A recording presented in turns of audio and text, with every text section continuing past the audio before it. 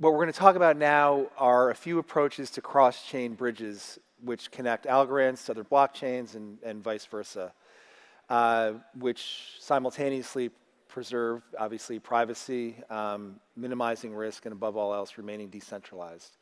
So that's what this next panel is going to talk about. And here to discuss those issues, please welcome our panelists and moderator, Applied Blockchain CEO and founder, Adi Ben Ari, Flare Network CEO and co-founder, Hugo Philion, Milko Media primary contributor, Nico Arqueros, and to moderate from the Algorand Foundation, our new head of outreach and integration, Jack Chan. So please welcome all these folks to the stage. Thank you.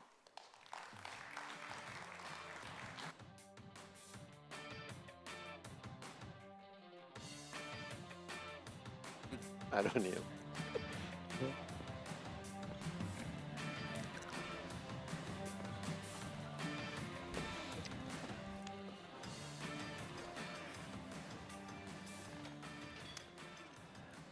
Hello, everyone. How's everyone feeling today?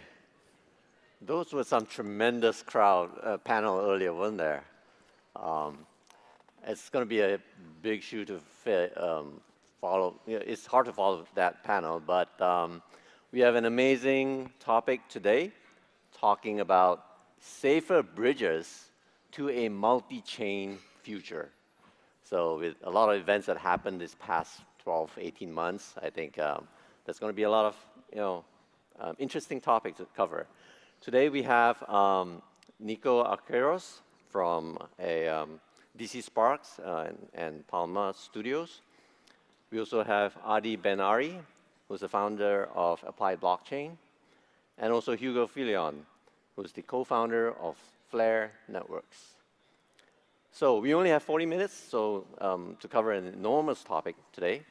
And I'd like to start with an icebreaker question, which is maybe we can talk about a regular bridge that you've recently crossed that may sound interesting. So, Nico? Yeah, sure. Hi, everyone. So my name is Nico. I'm one of the core contributors to the Milko Media protocol. So I'm going to start explaining what is Milko Media and how it relates to this specific bridge. So what we do in basic terms, we bring the capabilities to deploy I'm sorry, what I meant is like a regular road bridge that you have crossed recently. Road, like a... Yeah, like a regular road bridge. Yeah. Let's see. I crossed from the European side of Istanbul to the Asian side of Istanbul. That's a beautiful bridge. Yeah. Cool. Adi? Yeah, I'm based in London, so I crossed a few different bridges in London. Our bridge is called London Bridge, which doesn't actually exist anymore. The bridge that people think is London Bridge is Tower Bridge. That's right. But yeah, those are the bridges I cross. Cool. I guess I'll say I moved here, which is not so much a physical bridge, but a cultural bridge. So. All right. Let's start by level setting what a bridge is. A blockchain bridge, as defined by Ethereum, is blockchain bridge works just like the bridges we know in the physical world. Just as a physical world bridge connects two physical locations, a blockchain bridge connects two blockchain ecosystems. Bridges facilitate communications between blockchains through the transfer of information and assets. So I just want to level set that as a blockchain bridge. Huge headliner from @WooBlockchain on Twitter quoted BlockSec team said, since July of 2021, 11 cross-chain bridge attacks have occurred involving more than $2 billion. And according to Chainalysis, in August of 2022, this was right after a hack, attacks on bridges account for 69% of total funds stolen in 2022. So my question to the panel is, why do you think these hacks happen? So there is this platform called Rekt, R-E-K-T, that shows some of this information about the latest hack. And something that you can see there is that most of these bridges, they didn't have an audit, which is like incredible. You cannot be putting something into production if you don't have an audit. And furthermore, like that's not even enough, doesn't cut it. You want to have multiple audits from multiple firms, and that only covers one part, because security is not just having like really smart people checking it. They still can miss something. So that's why, for example, in our case, we also went further, and we are doing formal verification of our smart contracts. And even further, like that's like a good start, but you even need to go further, because then what are the security properties that you're trying to save? Like, is all the code on-chain, or is there also code off-chain? So also you need to do an audit about the code off-chain and be careful about how do you store private keys and other things. So it's like very complicated. So like not having an audit is like a crazy way to like go into production, and even then you need to worry about always be up to date. And the last thing that I would say is that usually you could say that complexity is the enemy of security. The more things that you add, the more complex it is, so it's the more difficult to audit. So usually you want to like get to product market fit and then don't modify the code anymore. And this is like something that usually startups don't do. They want to add more features, and you need to continue updating your audits every time that you are adding features, because you could be introducing bugs that could end up in hacks. So you're saying that security audits are not quite complete in some of the hacks that happen. Cool. I think the first generation of bridges are like off-chain, like centralized exchanges. Right? So you've basically got technology which isn't really blockchain, which is being centrally managed, and there wasn't much diligence. Right? So just like with centralized exchanges, people didn't really ask too many questions. They just needed a quick, easy solution.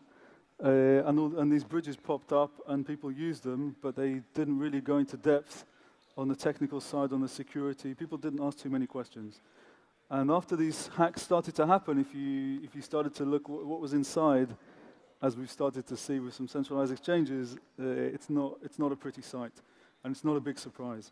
So I think it's part of maturing of the industry, that we have to mature the bridge infrastructure.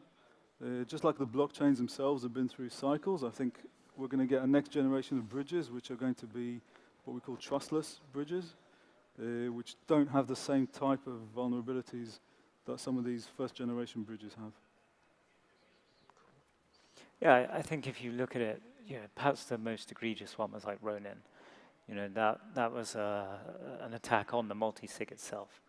I think the structure of at least that generation of bridges leaves a lot to be desired. Like, they don't really think about risk.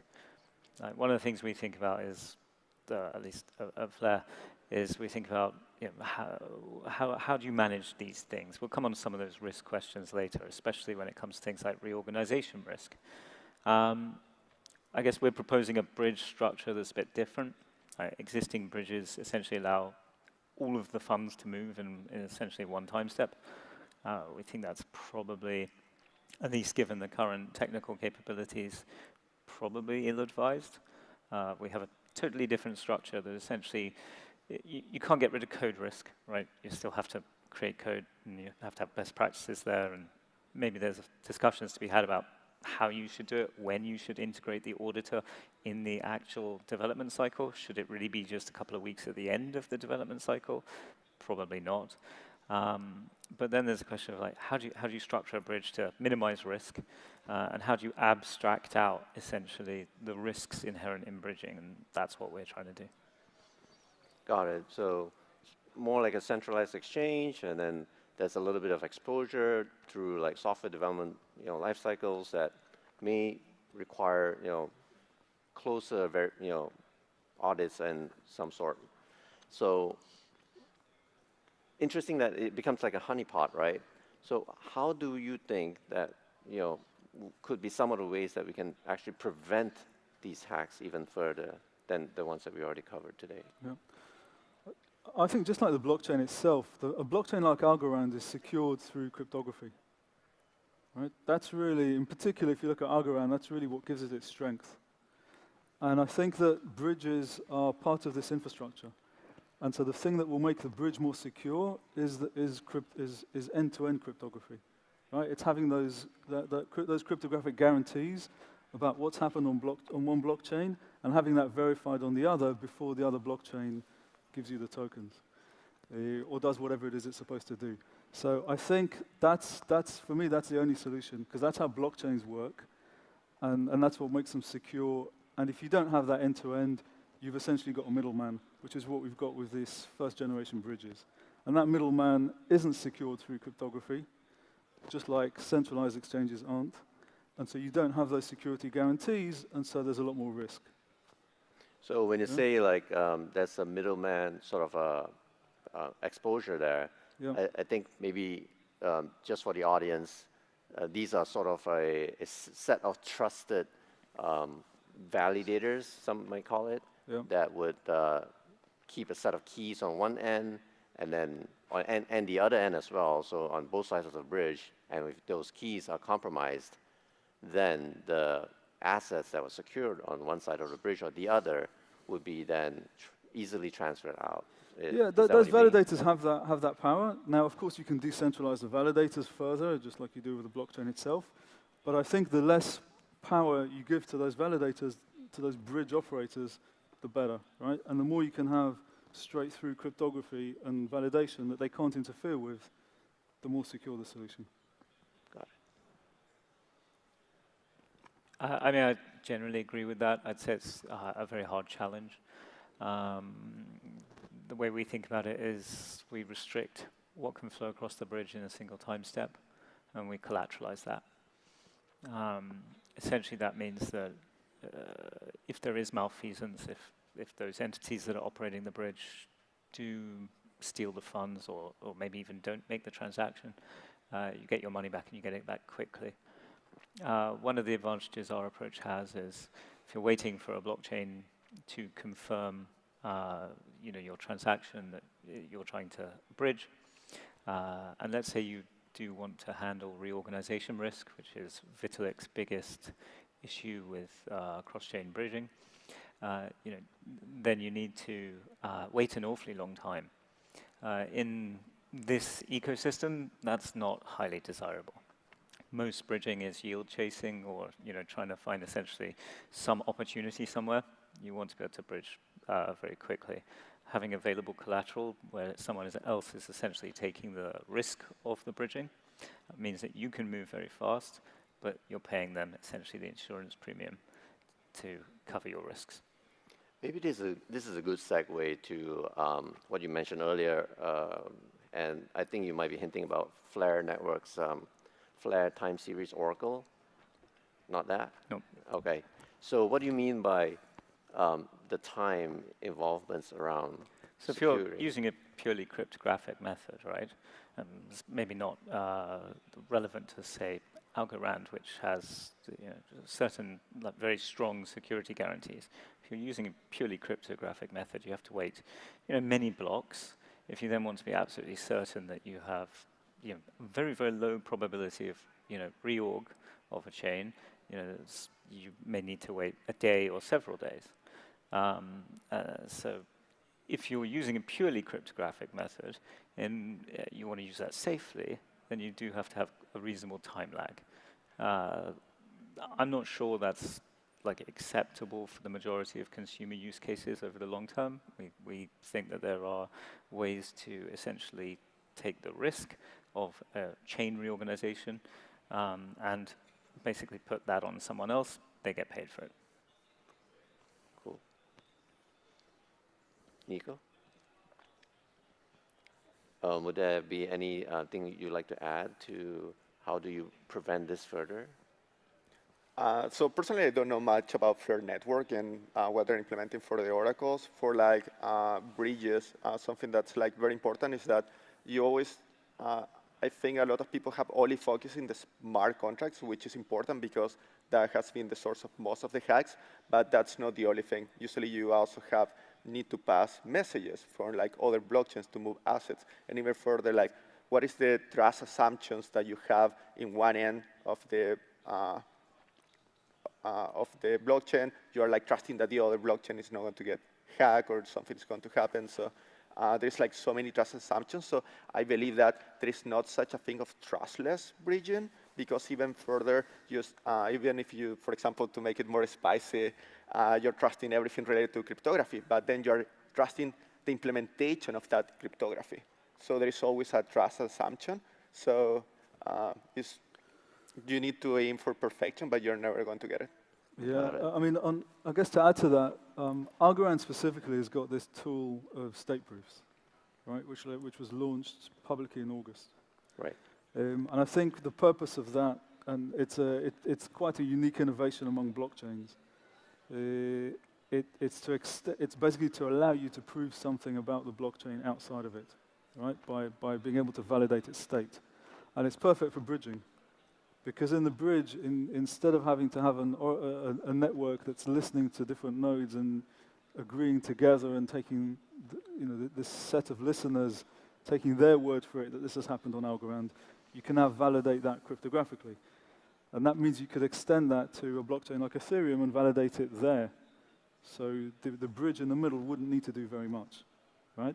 So this is the solution, right? The solution is to extend the trust of the blockchain so that things can be verified outside.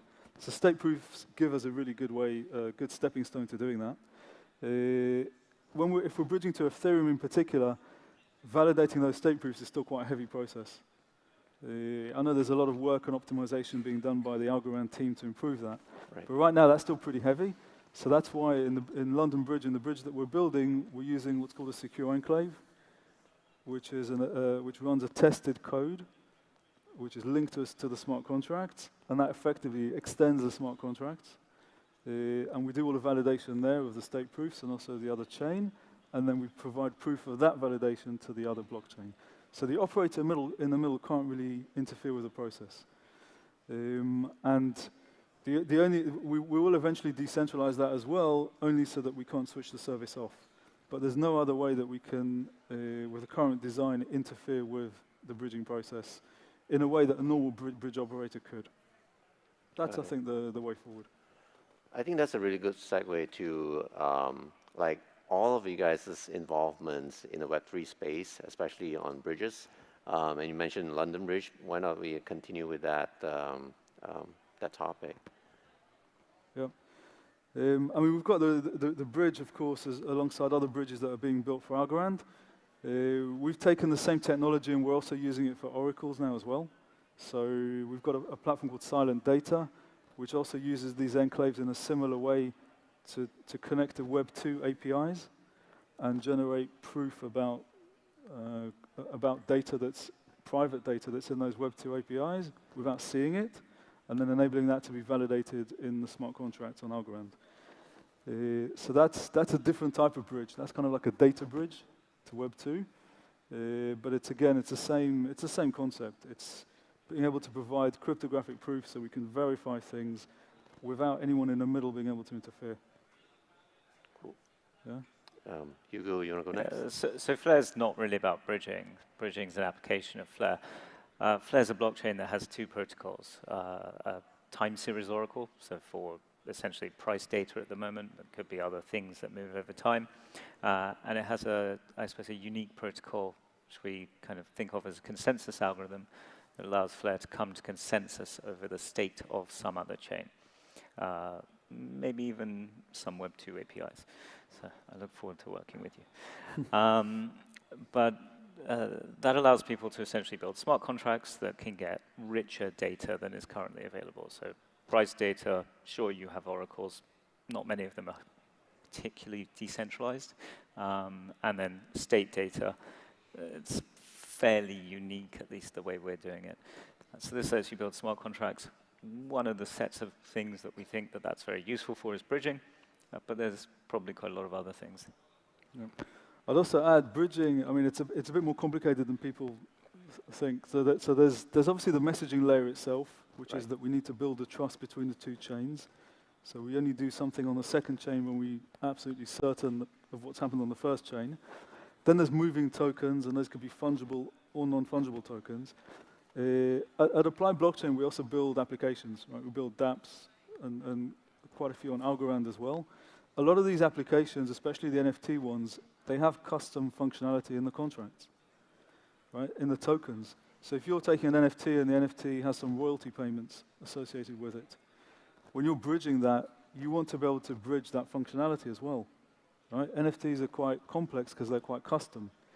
If you just treat every token as the same, which is how bridges work today, that's going to be a challenge, right? You're not going to get the same risk. You know, the artist isn't going to get paid on the second chain.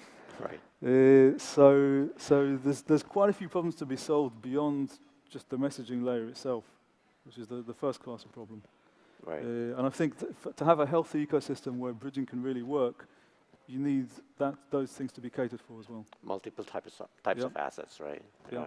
Cool. Nico, would you like to talk about Milkomeda? Yeah, sure. So just to give some context on how we are using bridging, so Milkomeda brings EVM capabilities to Algorand. So you can deploy any Ethereum smart contracts, and it's going to work in this layer 2 solution for Algorand. So when you have a layer 2 solution, you need to be able to move assets from the first layer to the second layer, and then you can interact in this virtual machine, which is the EVM.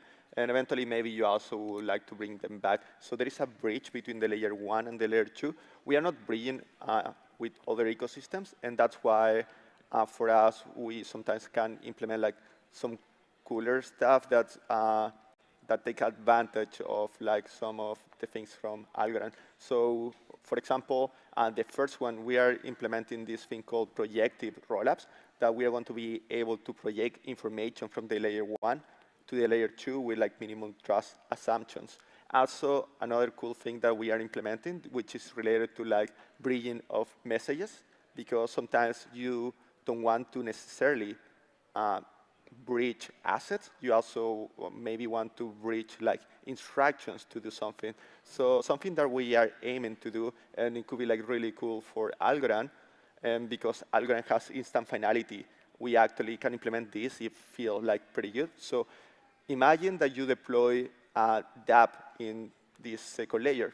If you have this on Ethereum, first you will have to move tokens to the second layer. But wait a second. First, you need to add another network to your wallet in Ethereum. And then maybe you can actually move the assets to the second layer. Then you interact with that dApp. Maybe it's a DEX, so you do a swap with another token, and then you need to bring it back.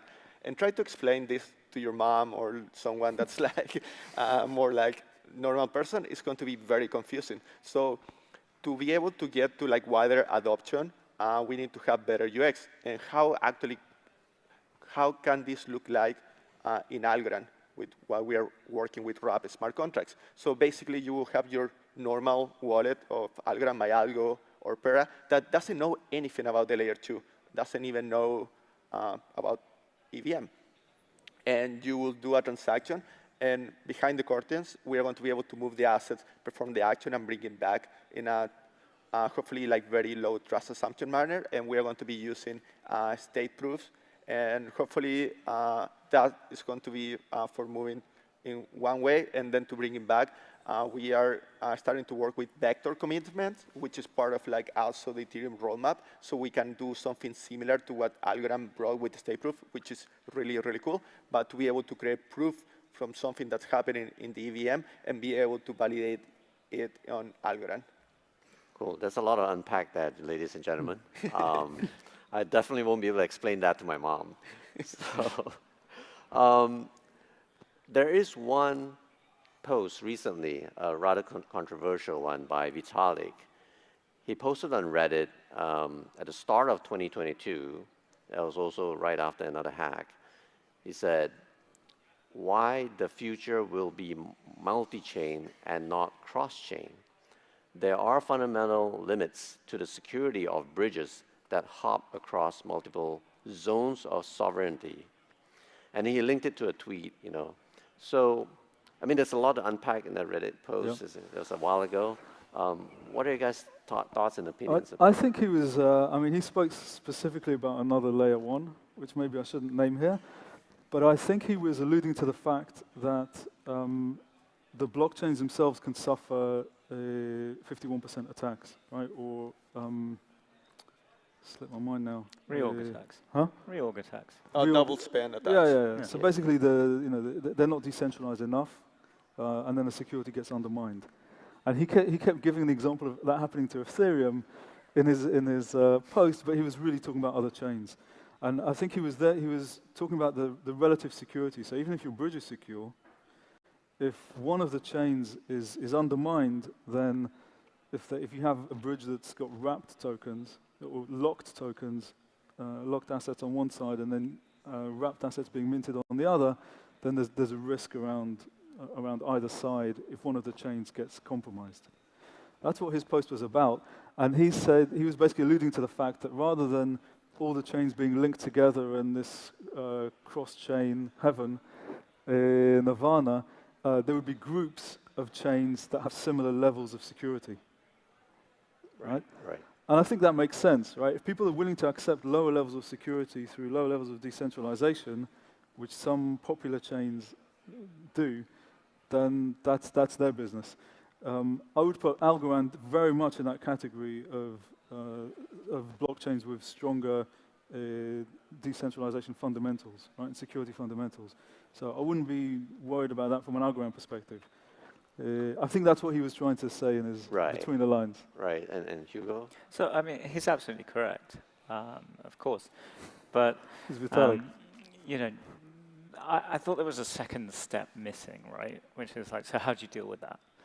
I think it's relatively, in some ways, straightforward to deal with, which is that essentially the risk of what he's describing diminishes over time. The more blocks you get, the less likely you are to get a reorg that happens, 500 blocks back. Right? And you may get reorg in the next 10 blocks, the next 20, whatever. And the further it goes back, the less likely you are to have a reorg. We solve that with collateral. Right. It's very simple. Right? I think he was talking about like the 51% attack, like because on a chain, let's say Alice sent Bob something on chain X, and then that chain X was 51% attacked. After, say, Bob sends from chain X to chain Y some token that's native to chain X but wrapped in chain Y. So the recipient on chain Y might think that they have a token, but if a 51% attack happens on chain X, then Bob didn't really have the token to send to begin with. So what happens then? So that was a very interesting way of him writing very cryptically. This still exists even with if you have cryptographic proofs that something happened on a chain. Right. It's like you would still need to wait a very long time. It's a question of how you deal with to be certain that there's no potential for chain reorganization. So it's how you deal with it. How we want users want speed. They want to be able to bridge quickly. They don't want to wait 3 days for their token. Otherwise, we can go back to the old banking system. It's a question of how do you ameliorate that risk. Our approach is that you lay off that risk on someone that wants to take that risk. And that's to me, I think that seems sort of fairly logical. One of the attacks in the list that you sent us before the event was the Ronin bridge. Right, $600 million, by the way. Yeah, and that was a Sybil attack. That was the word I was looking for. It was a 51% attack. So there, the network wasn't very decentralized. I think it was single figures. Yep. And an attacker through social attack managed to get the keys or to get control of more than half of the nodes in the Ronin network, and through that was able to carry out the attack. I think it's something that you need to... No, that's not your understanding? No, that's not a civil attack. No, okay. It's a key not a civil compromise, attack, but a majority, control the majority and was therefore able to influence the network. It was a 5 of 9, I think. Yep. Yeah. But that's the kind of example. It's a little bit what Vitalik was alluding to, that basically you can't, if you're bridging between two chains and one chain gets compromised in that way, then the bridged tokens are compromised. Yeah, So at the end, this is like a reaffirmation from Vitalik, from what I understand, towards like layer 2 solutions. For example, because he is speaking from the Ethereum's perspective. And instead of being like, hey, for scalability, let's use like this other chain or this other chain, he's more of like, no, let's build layer 2 solutions that are going to solve our own problems in our own chains, so we are not going to be dependent on the security properties of other chains.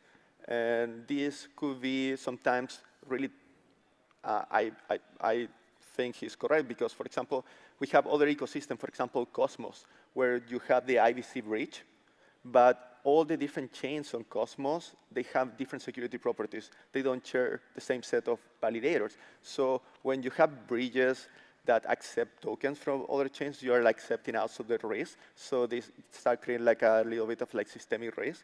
So that's why I also personally am like super bullish in creating like specific solutions for layer 2s. And that's why I really believe in what we are doing with Mil Comida. So instead of using other chains that have like EVM capabilities, we can use the EVM that's like deployed on top of Algorand, so we don't need to be trusting other chains. And furthermore, what we see for Mil Comida, we want to be like the VMware for crypto, and particularly deploy other virtual machines on top of Algorand. So for example, if someone wants to use Move, this new programming language that came out from Facebook, you don't need to go to another blockchain. Like there's two that are like going to be, one that's already using Move, and another one that's going to come out. The idea is that you can use Move, but on top of Algorand. So you're not going to be trusting the security assumptions of these other chains. That's cool. Maybe this is a good way to move towards closing statements. And I'll quote certain things that's either on the websites of the teams that you guys are with and whatnot, and then some questions after that. For Mil Comida, is this protocol that's designed to improve the blockchain interoperability by delivering Ethereum virtual machine or EVM capabilities to non-EVM blockchains like Cardano and Algorand. So with the recent launch of Mil Comida Algorand A1 rollup, there's also partnerships like Blueshift, Stellar, Multichain, and upcoming Brightside and XLR. Can you walk the audience through on what each of these partners mean and what they are to the multi-chain ecosystem? Yeah, so I can take a step back and explain which also fits for Algorand. When you see an ecosystem, how can you categorize the apps that are like make this ecosystem grow? And one way to categorize this, you could be thinking about, we have in one bucket DeFi. In another bucket, we have NFTs. In another one, we have DAOs. In another one, gaming. So something, when you want to grow an ecosystem, you need like dApps in all of these buckets to actually grow. And some of them are going to be measured in different ways. So for example, for DeFi, usually the way that you measure is with TVL, total value log, how much money there is in the protocol. But for example, for gaming, it could be quite different. It could be like for like games or matches per day or like per hour. So sometimes I feel like people focus too much in TVL, but as we realize that blockchain is not just DeFi, we're going to start like understanding more that there's other ways to also bring value to the ecosystem. And to complement this, also that I have seen that if we look at DeFi crypto primitives, most of them, they have come out from Ethereum. And basically, in other chains, what we have been doing is basically reconstruct something that was working in Ethereum. Maybe we want to be using another programming language, but we are building it in another chain. So I think right now we need to start like in these other chains, like in Algorand, we need to start pushing for like newer stuff that maybe in Ethereum they're going to be trying to copy us. And that's the part that we are like trying to get there. And particularly for Mil Comida, what we see is decentralized gaming to be like one of the major use cases, which is different than what I call Web 2.5 gaming, which is basically a centralized game with NFTs. I don't think that gets it because it doesn't take advantage of the blockchain, and that's why we are pushing towards more like completely trustless gaming. And I think this could be like a use case that in Algorand could be pretty cool, and hopefully then it gets copied somewhere else, and that proves like that it was good. Very much looking forward to the trustlessness of that. And for Adi, so the London Bridge is highly appealing initiative, to bridging between Ethereum and Algorand. On the londonbridge.io website, it spells out transfer tokens between Algorand and Ethereum using the additional security of state proofs and hardware enclaves, like you mentioned earlier. Recently, Algorand completed the launch of state proofs on mainnet. Can you help illustrate, like, this applied in conjunction with the hardware enclaves, which is a really interesting combination. Yeah. Yeah. So the state proofs I alluded to earlier, they're obviously this innovation from Algorand to allow us to verify the state of Algorand outside of Algorand itself, and that's super useful for a bridge, right? Because obviously on a bridge you want to be able to check that a token's been locked before you go and mint it somewhere else, for example. So that's what the state proofs give us. Now, the state proofs, if you look at what Algorand have published and their vision for this and how bridges will use this, it's what we call a trustless bridge, where the blockchains themselves, the smart contracts on each blockchain, are able to fully validate what's come from the other blockchain, right? And then you take out the operator in the middle and what they can do. All the operator in the middle is then doing is passing messages around, right? They can't actually interfere in them or change them. So that's really where we want to go with this. Now, we as a company at Applied Blockchain, apart from developing blockchain applications and TEAL, smart contract applications and so on, we've specialized in different types of cryptography. So we've experimented with zero-knowledge proofs, multi-party computation, different types of advanced cryptography, and we landed with these secure enclaves. Specifically, we work with Intel SGX, and there's a few properties of these enclaves that we see that we find really useful in this type of scenario, and also for the oracles, right? One is it's a hardware-secured environment where you can run code, and you can't see the code. So you can do privacy-preserving computation, and you can't interfere. The second thing is that the code is attested, right? It's attested by the manufacturer, and they don't actually get to see it. So there is a third party there, but they're not active, right? And they don't get to see what's going on. So they're very limited in what they can do. And together, that combination gives us this trust layer outside of the blockchain. It allows us to extend the trust of the blockchain. Now, not everybody likes secure enclaves. In the crypto world, some people will see it as still depending on the chip manufacturer for a level of security. So it's not that there's no controversy there. But for us, it's a great middle ground. The actual attack vectors are well documented, and the whole all this space is full of different compromises and risks and so on. What we see, the advantages of using enclaves in this type of scenario far outweigh the disadvantages and the risks, and so we think it brings this ability to do things safely on the edge between blockchains and between the blockchain and the outside world. And so that's why we've focused and built these two products, the bridge, London Bridge and SilentData, to do that. Okay? Hardware on software, best of both worlds. So Hugo, on Flare's website, it states there are two primary types of technology used within cross-chain bridges: custodial, including multi-signature schemes, and also the light client relays, and neither are satisfactory. So then it talks about, introduces layer cake, which is really interesting. Can we dive deeper into what the claim meant in the quote? Sure. And how layer cake sort of solves it? Yeah, so essentially multi-sig based bridges I think we've covered, clearly centralized, possibly need to be regulated, essentially holding someone's funds. Other people have tried to decentralize by essentially using light client relays. We find that to be quite interesting, especially when combined with things like proof of stake, whereby essentially the bridge can then only really safely operate up to about a third of the value of the stake before the security guarantees over that become essentially fall away. As if you, let's say you wanted to transfer funds which were in excess of, say, 10x what the stake was on that chain, there's nothing there really securing, stopping the nodes from at least creating a kind of ransom attack where they stop the transaction by not serving the actual data and saying, well, now if you want to move this amount, you're going to have to pay us. And that's a fundamental limitation of the concept of proof of stake, which was never designed to be built around essentially cross-chain communications. It's self-referential. So with Layer Cake, we do a couple of things to try to mediate the risk. The first is we split up bridging events into a definable amount, which is secured by the underlying token itself, which we hold as collateral. The second is we protect against reorg for a certain amount of time, obviously not infinitely, again, by taking additional collateral. You pay for that, but it's not very high. Having that collateral available also means we can do some interesting things cross-chain when it's not being used. So for instance, that gets into things like cross-chain flash loans.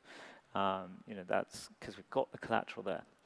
Show we've got the collateral there, so you can potentially then use that collateral, at will across various different chains. That's sort of the idea. But that's just Layer Cake. That's just one, I guess, product that's being built on Flare. Flare is a blockchain more generally for essentially an EVM-powered blockchain that has essentially two sources of data, price and state, to allow people to build, many, many more products than just essentially the two bridges we've conceptualized. Very cool. Thank you so much to the panel. We have a few seconds left for questions. If there's anybody brave enough to raise their hands and come up to a microphone. Going once. There's a hand up back there. Maybe you can shout it out, or we'll repeat your question.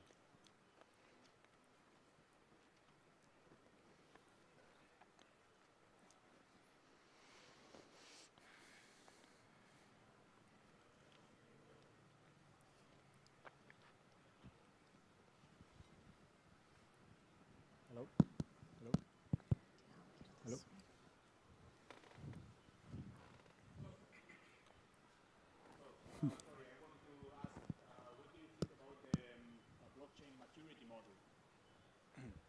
Hello. So I'm Alan Settleman. Hello, everybody. Basically, I'm a member of GBA, Government Blockchain Association, and we develop a blockchain maturity model. I would like to know what do you think about this, and if you are considering to use this kind of models for the audits you, Nicolas, I think, was mentioning before. I don't particularly know this maturity model that you're referring. I don't know if you guys know. I'm not familiar either. Yeah. No, I'm not familiar with it. Yeah. Okay, maybe you can reframe the question. Yeah. Well, there are many blockchains there outside and a lot of systems running, so people start believing about applications which are built on. For example, Algorand, it's a trustable infrastructure, but there are other infrastructures outside that maybe are not. How can the users outside be sure that the blockchains are not a risk? So it's a kind of new standard, so a standard, putting all the blockchains around the world in comparison to see if they are approved to run and not. Yeah. I mean, I'd be interested to look at it in more detail. Obviously, the way blockchains, I guess as technologists, the way we think about the security of blockchains is through the actual implementation and technology. And so it's those security audits, it's the fact that these blockchains are out there in the wild and they're not protected by any firewalls or anything like that. They're battle tested. That's how we're looking at their maturity. But I think, one thing, we haven't spoken about what's just happened in the last few weeks. I guess it's not the topic of this talk. But for me, one of the big surprising things in this industry is that there isn't enough diligence, right? Especially on the technical side. So as techies, we can look at some of these protocols and some of these blockchains and just say, look, this looks risky, or we don't understand why there's so much activity here because we can see some issues. We don't see any of that in the press. We don't see enough diligence just in general, especially technical diligence, all around in the industry. So I don't know exactly what this standard is about, but if it does anything to address that, then it's probably welcome. Thank you. Cool. One more hand. I think that might be the last question we have time for. Hi. Yeah. My question is about the new feature in the Algorand blockchain, that's the state proofs. We know that the bridge have a layer that is either centralized or decentralized, depending on how you verify the transactions across the bridge, right? But how do you think that state proofs can help you and eliminate that layer? Because that's where the most of the vulnerabilities are arising.